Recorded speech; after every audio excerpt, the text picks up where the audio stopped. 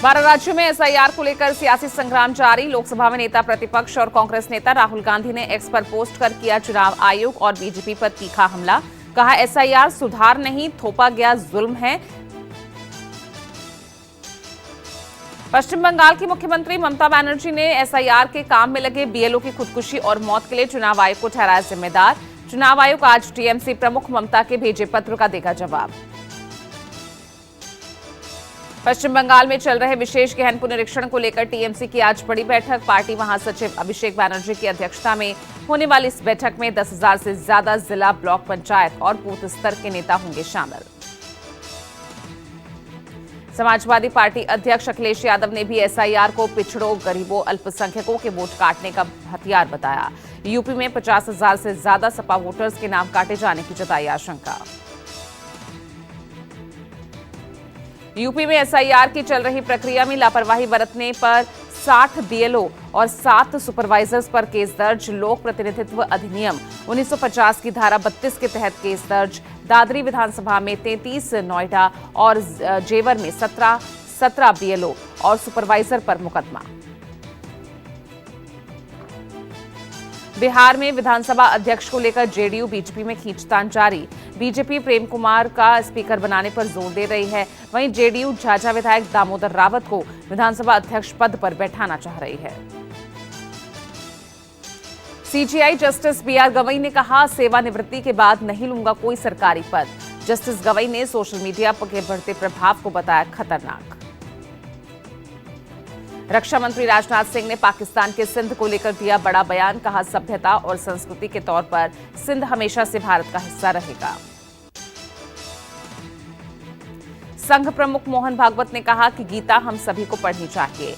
भागवत ने कहा कि भगवत गीता में भगवान कृष्ण की कही बात आज भी उतनी ही प्रासंगिक और सार्थक है।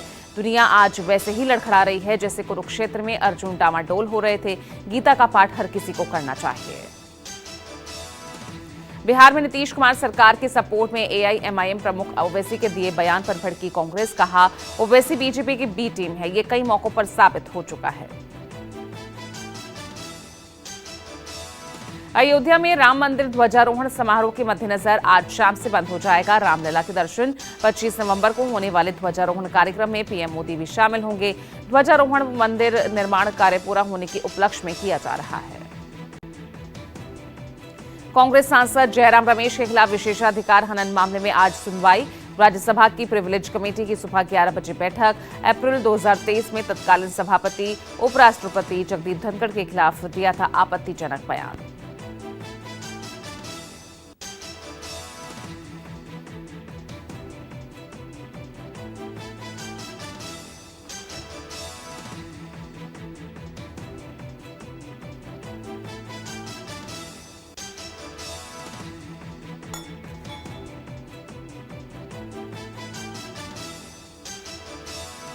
सीमांचल के हित के लिए नीतीश को समर्थन, ओवैसी का बयान।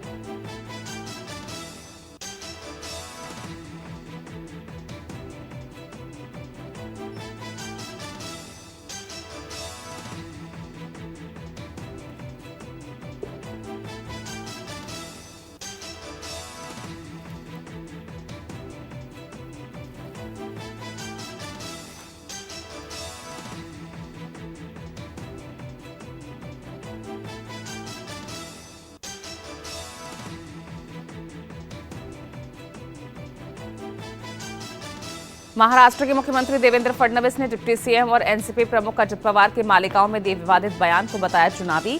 कहा, चुनाव प्रचार में कई बातों को मीडिया बढ़ा चढ़ा कर दिखाती है।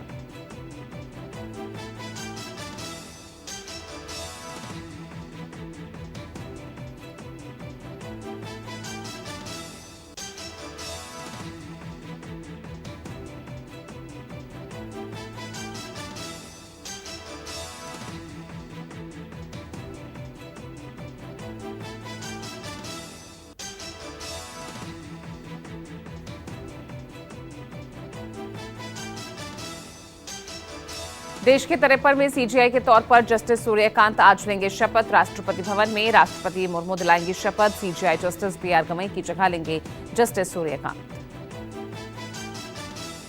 जस्टिस सूर्यकांत के सीजेआई के तौर पर शपथ ग्रहण समारोह में 7 देशों के मुख्य न्यायाधीश और सुप्रीम कोर्ट के जज शामिल होंगे। भारतीय न्यायपालिका के इतिहास में यह पहला मौका होगा जब किसी सीजेआई के शपथ में इतने देशों के प्रतिनिधि शामिल होंगे। पंजाब विधानसभा का आज श्री आनंदपुर साहिब में विशेष सत्र, गुरु तेग बहादुर की 350वीं शहादत दिवस के मौके पर बुलाया गया विशेष सत्र। यूपी के संभल में जामा मस्जिद सर्वे को लेकर हिंसा के आज 1 साल पूरा हुआ। पूरे जिले में अलर्ट, अतिरिक्त फोर्स तैनात। 24 नवंबर 2024 को हुई हिंसा में 4 लोगों की मौत हो गई थी। हरियाणा के कुरुक्षेत्र में रक्षा मंत्री राजनाथ सिंह इंटरनेशनल गीता महोत्सव में हरियाणा पवेलियन का करेंगे उद्घाटन। प्रधानमंत्री नरेंद्र मोदी 25 नवंबर को गीता महोत्सव में महाआरती में होंगे शामिल। पश्चिम यूपी को आज मिलेगी 2 नई पैसेंजर ट्रेनों की सौगात। दिल्ली सहारनपुर वाया बागपत शामली रूट पर चलेंगी 2 नई ट्रेन।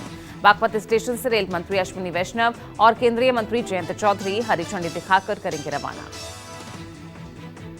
भारतीय नौसेना आज पनडुब्बी रोधी जलपोत माहे का करेगी जल अवतरण। पनडुब्बी रोधी रॉकेट और उन्नत रडार से सुसज्जित माहे को मुंबई में कार्यक्रम के दौरान बल में शामिल किया जाएगा। राजधानी दिल्ली में अगले 2 दिन दम घोंटू रहेगी फिजा। बढ़ती ठंड ने बढ़ाई मुश्किल, कई इलाकों में AQI 500 से ऊपर पहुंचा। दिल्ली में प्रदूषण का कहर जारी, बेहद खराब श्रेणी में हवा का स्तर। इंडिया गेट के पास लोगों ने किया प्रदर्शन, पुलिस ने प्रदर्शनकारियों को हिरासत में लिया। दिल्ली इंडिया गेट पर प्रदूषण के खिलाफ प्रदर्शन के दौरान कुख्यात नक्सली कमांडर मांडवी हिडमा अमर रहे के नारे लगे। पुलिस ने कई प्रदर्शनकारियों को हिरासत में लिया। दुबई एयर शो में शहीद हुए विंग कमांडर नमांशु सियाल का पैतृक गांव में अंतिम संस्कार किया गया। पूरे सैन्य सम्मान के साथ दी गई अंतिम विदाई। NCERT सिलेबस बदलने से सियासी बवाल, अकबर टीपू सुल्तान के नाम से हटेगा ग्रेड शब्द। कक्षा 9 से 12वीं की किताबों में अगले साल ही बदलाव होना है। दिल्ली कार ब्लास्ट में NIA का ताबड़तोड़ एक्शन। पुलवामा से आतंकी उमर का साथी तुफैल नियाज भट्ट गिरफ्तार। अल-फलाह यूनिवर्सिटी के कर्मचारियों से भी पूछताछ। बरेली में मौलाना तौकीर रज़ा के करीबियों के खिलाफ प्रशासन का एक्शन जारी। मोहम्मद आरिफ के आलीशान शोरूम को ध्वस्त किया गया। साउथ अफ्रीका के खिलाफ 3 मैचों की वनडे सीरीज के लिए टीम इंडिया का ऐलान। KL राहुल बने कप्तान, ऋषभ पंत उप कप्तान। कोलकाता टेस्ट में चोटिल हुए कप्तान शुभमन गिल को सीरीज में आराम दिया गया है। दिल्ली के छतरपुर में एक फ्लैट से नशे का बड़ा जखीरा बरामद। दिल्ली पुलिस और NCB की साझा कार्रवाई में 328 किलोग्राम सिंथेटिक ड्रग्स जब्त हुए। अंतर्राष्ट्रीय बाजार में इसकी कीमत 262 करोड़ आंकी गई है। नोएडा के हरोला में 20 नवंबर को गिरफ्तार ड्रग्स पेडलर शेन वॉरिस की निशानदेही पर छतरपुर के एक फ्लैट पर की गई छापेमारी। पुलिस ने एस्थर किनिमी नाम के शख्स को गिरफ्तार किया। केंद्रीय गृह मंत्री अमित शाह ने एक्स पर पोस्ट कर दी ड्रग्स बरामदगी की जानकारी। शाह ने कहा, हमारी सरकार अभूतपूर्व गति से ड्रग कार्टेल्स को ध्वस्त कर रही है। राजस्थान के जयपुर में एक महिला की कार लूटने के बाद लुटेरे उसके डॉगी को लेकर भागे। मात्र 2 घंटे के बाद ही पुलिस ने एक महिला सहित 2 को गिरफ्तार किया। कानपुर में नाबालिग कार ड्राइवर ने बरपाया कहर। बेलगाम कार ने एक के बाद एक 10 बाइक को मारी टक्कर। सड़क किनारे जा रहे बाप बेटी पर हुए जख्मी हुए। 14 साल का लड़का चला रहा था उत्तर प्रदेश लिखी सरकार।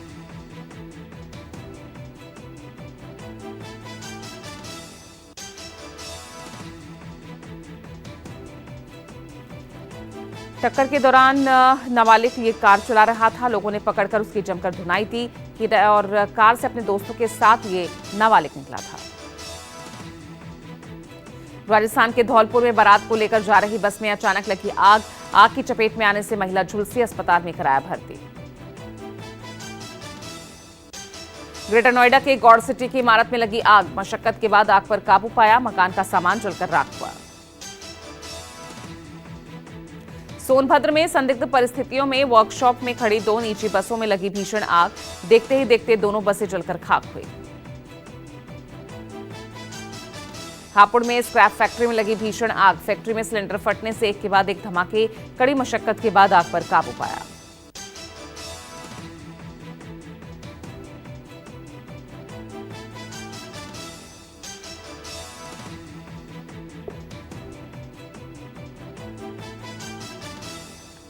कवर्धा जिले की मध्य प्रदेश छत्तीसगढ़ सीमा क्षेत्र में हाथियों के आतंक से लोग परेशान। 4 हाथियों का झुंड 15 से 20 दिनों से डेरा डाले रखा है। एमपी के रायसेन में गांव में घुसा टाइगर और बगासपुर के ग्रामीणों में दहशत का माहौल। ग्रामीणों ने अपनी छतों पर चढ़कर टाइगर का वीडियो बनाया। यूपी के बिलसी में आसमान से अचानक गिरे बर्फ के टुकड़े, देखने वालों की भीड़ लगी। प्रशासन ने दिए जांच के आदेश।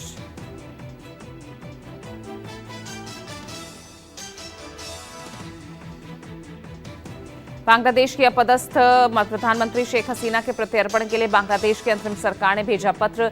यूनुस सरकार ने दी गीदड़ भभकी।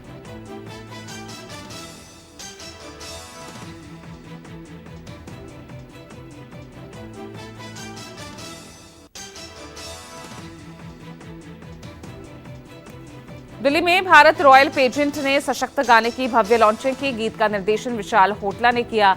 गाने में देश की सांस्कृतिक धरोहर, शक्ति और महिला सशक्तिकरण संदेश को प्रभावशाली रूप से प्रस्तुत किया गया।